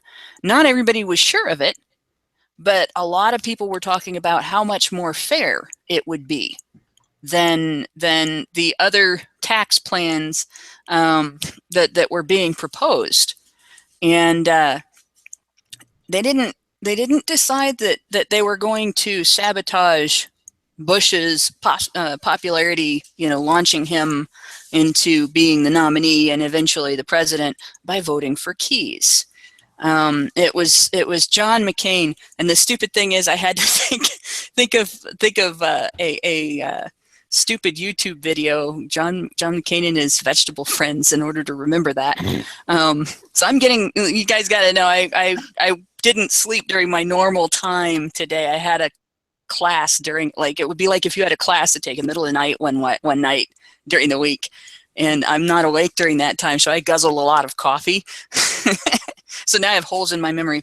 But yeah, no, they all voted for John McCain anyway, and instead, and still Bush got the nomination. But if they really were true to their principles and the tokenism that they engage in, and it wasn't all about the letter behind your name, then they would have rallied, behind Keyes. And because Keyes was more moderate in a lot of ways than Bush as well. And, one thing they else didn't. I've got to consider, Hannah, is that, obviously when we're talking about political campaigns, a lot of PR goes into it. And, Obama had the catchy slogan, he's, change. So everybody has a catchy slogan. Well, not everybody. Bob Dole wasn't all that good at catchy slogans. People became enamored of the idea of, oh wow, we've got this youthful black president candidate. He's gonna bring change. This is, it's, and then every 4 years people fall for this bullshit. Be it the black candidate or this candidate or that one. It's like whoever has the best ad campaign fucking wins. Yeah. Well, they've torpedoed every Republican woman that has run. Some of them in the primary, most of them in primaries, but also some of them that have been vice presidential candidates. They've got they torpedo them. They don't want this is, and like I said, this is it's not like I'm contradicting totally the fact that they're playing games and everything, but it's been proved that the Democrats play dirty. And this is one of the things they do. Their tokenism only goes so far. And if their token,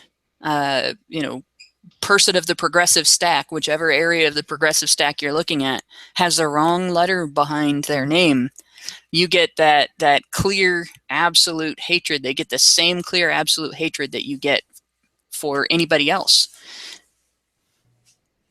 Yeah, but this is, both sides engage in this kind of thing. That's just, a song as old as time, basically, at this point. It's like they're gonna play dirty and try and, smear the other people and so on and so forth. Nobody is innocent here. There are no innocent victims here. Yes, eternal entropy. I remember Ross Perot. And I remember what Ross Perot did too. Ross Perot ran for president during Bush's what could have been Bush Sr.'s second term, and what it basically happened was Perot looked like he was going to win.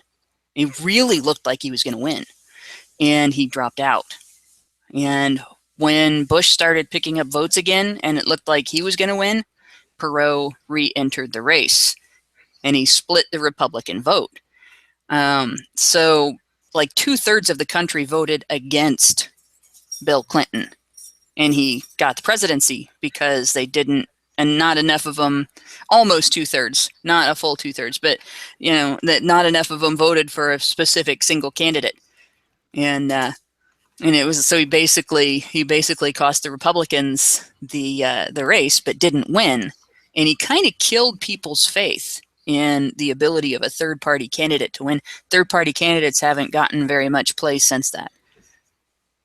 Well, they never really got much at the time anyway, either, though. Honestly, well, he sure did. Well, yeah, because he had the money. We talked about this last week. It's like Perot had the money to get out there and put his message out all over the place and become so visible that people couldn't ignore him, like, say, a Ralph Nader or somebody like that who can't get airtime to save, or couldn't in the past get airtime to save his life. Or somebody else, yeah. No, he was financially able to push his message out there. And there was a short-lived law out there that was supposed to counter that, where if they gave one matching laws. politician, that they had, that's no longer the law now. They can be completely partisan in who they allow airtime, even in advertising. Yeah, because that makes All sense. right. I need to give the floor to Anna. So Anna, Yeah, if there's something you want to say. Real quick, it's not that. It's a tiny little comment on sort of back to the WikiLeaks Valenti media thing, just WikiLeaks in general. I remember it being very, very strange that there suddenly articles came out about Bernie bros. And I was like, not a single person I know who's a Bernie supporter is a bro. They're like the fucking opposite of that. So what the fuck is this? And then we have the leaked footage from that whoever head of the thing, Americans for Change, or I don't know who he was, who was saying that, I've been paying homeless and mentally ill people for the past 20 years to incite violence. So it's really, that makes so much more sense now that WikiLeaks has come out about the Bernie bros, and of course a variety of other ways in which, once again, we try to use the women's as a way to take down a man, and yet we're ignoring the other woman who's running for president. So just, it's a fucking shit show. Yeah. All right, Sir Skeptic, you wanted to say something, and then I'm gonna let Anna shill us out, and then we're gone. Okay, I've got a question for the Northern American people here. We got wait, United States people or Canadians? Or anyone in North America. All right. I prefer American, if you will, sir. American? Respect my pronouns. The United States. Okay, you bunch of Americans. I belong to Springfield. Down in Australia, we got a fair bit of information on Ron Paul as a candidate for the US presidency over the last couple of decades. Yeah. He seemed like, to us down here, that he was an excellent option as a presidential candidate. But I understand that the media didn't like to publicize him or support him in any way. Is that correct? Oh, yeah. Somewhat, yeah. The media, again, mainstream media is mainly paid for by the establishment, whatever the establishment is. There really isn't much difference between the Republicans and the Democrats in terms of, or at least it doesn't appear to be, in terms of their desire and their need for power. The only thing that changes slightly is the narrative that's used to get it. And they usually are just trying to read what the winds are saying, and then they just sort of go along with it. That's what I think. Ron Paul is basically like, he is what's happening. He is what the people want. He is the libertarian, the libertarian god, basically, that people want to see as president. But the media won't give him the time of day, and he doesn't appear to. It's almost like the people who know about him, they have a really hard time getting other people to know about him. So he doesn't make it very And the far. media paints him as kind of a kook also. They've taken for a while they took the thing where Ron Paul is basically, he says things like, we should legalize all drugs, make them all legal, decriminalize it. And he actually has come out and said, yeah. And people ask him like, well, you mean all drugs? He's like, yes, decriminalize all drugs, even heroin. And they fucking ran that one into the ground. They're like, Ron Paul wants to decriminalize heroin. He's going to destroy our nation, and all our children in the schools are going to start doing heroin. I was about to say that, actually. Yeah. I think what started the whole thing was that the biggest platform, when he first came up, there was a lot of buzz around him, and a lot of people liked him, and he was a uniting force between libertarian conservatives, which is like one of the extended sides of my soulmate's family. So they were super into him. And on the other hand, he was pro weed. So all the young kids were like, yeah. And I think that's one of the things that first kind of killed his presidency, that he started being labeled as the legalized weed guy when we were in a very tough time about that socially in this country. And then from then on, as you mentioned, Scott, the legalized drugs thing came up, and he did not have the acumen or wherewithal or whatever to mention, look at fucking Amsterdam. It literally fucking works to lower issues with drugs. Not to mention, as you've watched perhaps, the John Oliver special. I mean, I don't agree with him on a lot of things, but on a lot of things I do. And he does bring relevant information where we have a massive opioid addiction issue in the United States right fucking now. And the biggest issue with it is that people are going to heroin and they're overdosing on heroin. The fact that firefighters now carry the nose spray thing that helps bring people when they're back, when they're smelling salts. There's I've seen on the news locally here in Dayton, because Ohio's been hit really hard by this. Yeah. I've seen on the news locally in Dayton that there are businesses in some neighborhoods that have that nose spray on hand because people overdose and die in their parking lots. Heroin is cheaper than. But you know what really bugs me about this is we have like meth exists because marijuana is illegal. Mm-hmm. Meth exists because acid is illegal. Bath salts exist because marijuana is illegal. And because psilocybin is illegal, which it actually medically helps with a variety of issues that people self-medicate for. So magic fucking mushrooms, specifically psilocybin, LSD, not so much at all in terms of actually helping your brain fix itself. But there's 3 fucking drugs that actually, literally, medically provably have benefits to people, which is cannabinoids, psilocybin mushrooms, and salvia. Those 3 at least need to, but yeah, if we legalize everything, it's the same as with prostitution. We can regulate it.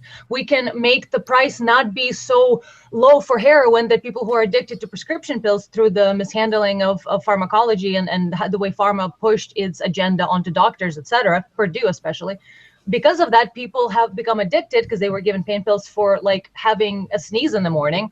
And then after that, they get addicted to the point where they go to heroin because it's cheaper. All right, I got to address something in the chat here. It does not matter that meth is totally different from weed. It doesn't matter a whit. It's why it was created, not why it's used now. It was created. The people who came up with it because it was not illegal at the time. When it came out, it was sold on the street as cat, and had other names. But that was a new drug, and it was not illegal, because it hadn't been created yet. It hadn't been looked at by the government yet. That was why it was created. That was why people started using bath salts. That was every time we've had a bizarre drug like that come out. And somebody's in the chat's mentioning crocodile. Yeah, it's Sir Percival's mentioning crocodile. That's another one. Crocodile, is it pronounced crocodile? Crocodile in Russian. It's like benzene, well, like gas with like some insane shit. That's why it literally rots your skin to the bone. And if I understand correctly, that came about because heroin is illegal. Yep. And I mean, so having heroin be illegal, what did that accomplish? Now there's something worse. And every time they take something that is bad but natural and make it illegal, something worse will be found or created or in some other way come up with to come out with it. These things are even though they're poisonous, even though it's stupid as fuck to use them. And if you use this shit, you're a dumb fuck. And I have no sympathy for people who get started with this stuff. And this, I will say this is close to home.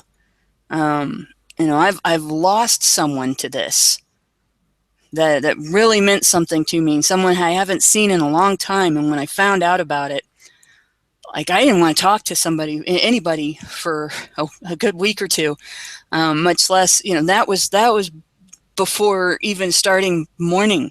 I was so angry when I found out. Like, what the fuck was she doing? How the fuck did she get involved with this stuff? And I have lived next door to drug dealers and seen the stupid shit that goes on at their place. And not prohibition. That's the thing. You don't stop people from using drugs by outlawing it. It doesn't go away because you outlaw it, especially in a place the size of the United States. You create a black market. You make it more interesting to some people by doing that.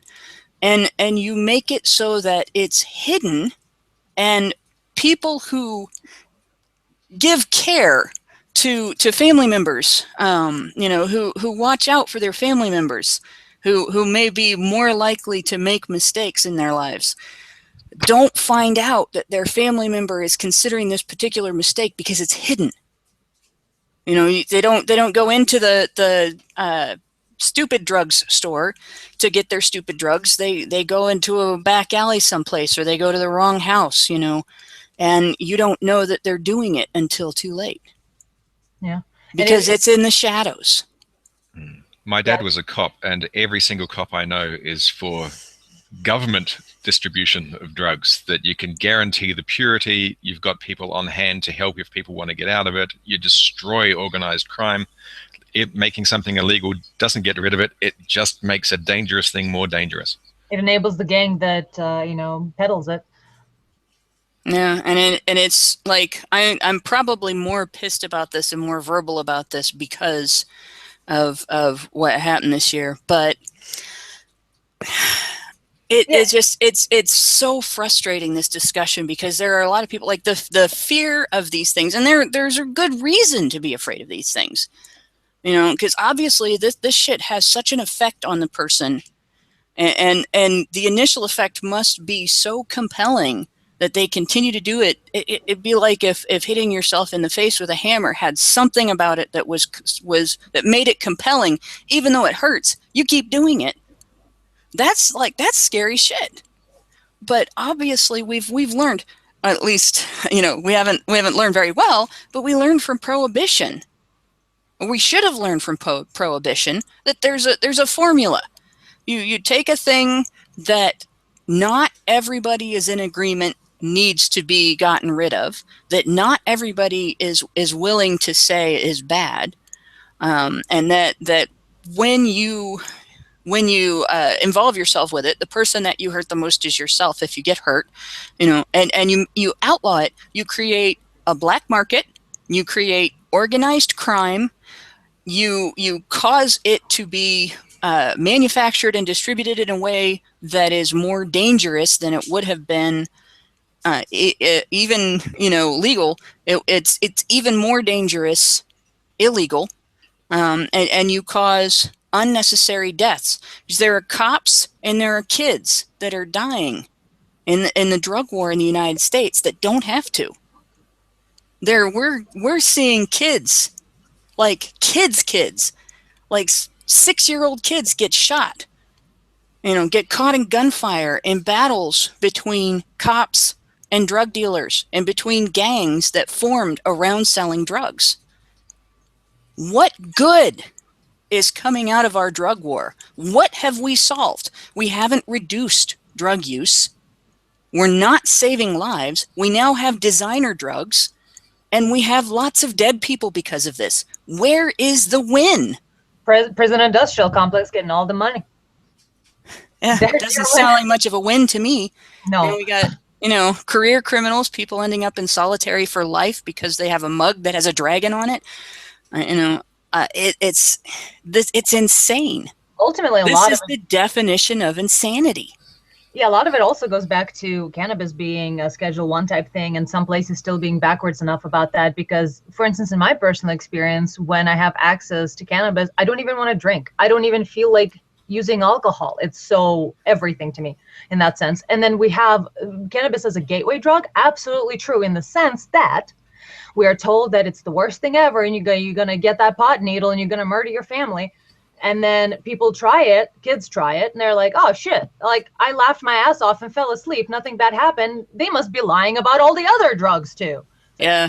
No. Well, and then then as somebody just pointed out in chat, they're giving psychotropic drugs to kids in school for behavioral purposes. They're giving drugs that change the brain chemistry to children to keep them under control in school, and they're handing them out like candy. I mean, there are classrooms where more than half the kids are on drugs for attention deficit disorder for the crime of acting like kids their age. Yeah, they're getting them used to popping pills, basically. And it's no coincidence that the drugs that are legal are the ones that you have to go to a pharmacy to get, the ones that have to be regulated. Of course. The ones that are illegal are the ones that you can grow in a back garden or in a hydroponic cupboard or something, like cannabis. Cocaine is natural. Sorry, heroin is natural as well. And to quote Bill Hicks, making nature illegal is a little bit like saying God made a mistake. Right. Oh shit! I left fucking pot everywhere. What do I do now? Now I have to create Republicans. Are you saying there's a profit motive there, Mike? Because that seems kind of crazy, man. I don't know if I can get on board with that. They won't make it legal because you can do it yourself, and they don't make any profit off of it. Right. I hear that tinfoil fedora. Yeah, I'm saying. I mean, that's just so crazy because, like, you know, obviously, like, Philip Morris hasn't been working on developing marijuana cigarettes because, you know, the legislation is going to eventually get changed or anything. That's definitely not happening right now. And pharmaceuticals, they didn't talk about that at all when I was working at the gas station where the tobacco representatives, not one word was said. Yeah, nope. Definitely not. Because Definitely there's no profit motive there. None. Big Pharma's definitely not making fake weed called Sativex that, you know, not at all. They're not doing that in the slightest. They're not trying to get all the fields to themselves. And they are totally altruistic in all their endeavors. Every single one. All right, so never lie to us. People go on the internet and lie?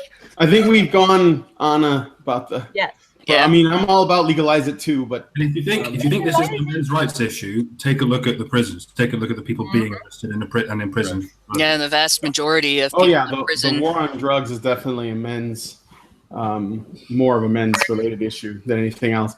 Well, and the people dying on the street, not necessarily the users dying on the street, but the people dying in territorial battles and dying between the battles between gangs and the cops, people that are dying often, very, very often, people that are dying in the crossfire, they're all men, you know, or mostly men, I should say. They're not all men, but they're mostly men and boys.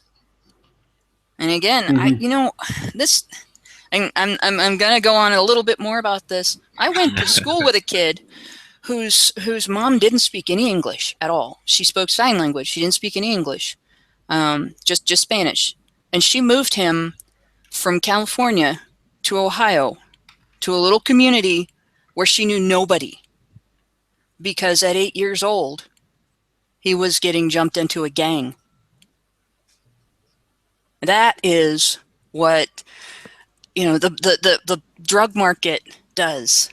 That's what the black market for drugs does. That's what protecting the public translates into. Some 8-year-old kid getting when you get jumped into a gang. Now they probably went easier on an 8-year-old than they might have on an 18-year-old.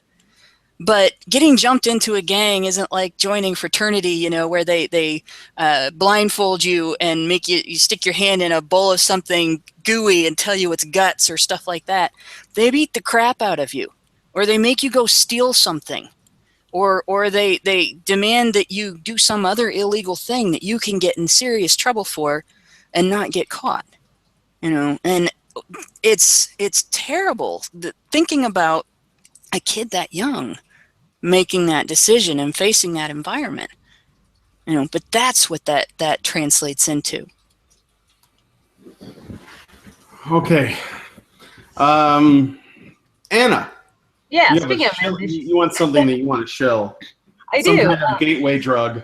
It's called a red pill, and it's going to be so I don't know if this is kind of a shill at all in a way, because the thing is sold out last I saw. I'll double check right now, but the event is the red pill documentary screening that Cassie J is putting on via Tug. And I don't know if, event is sold out now. Okay.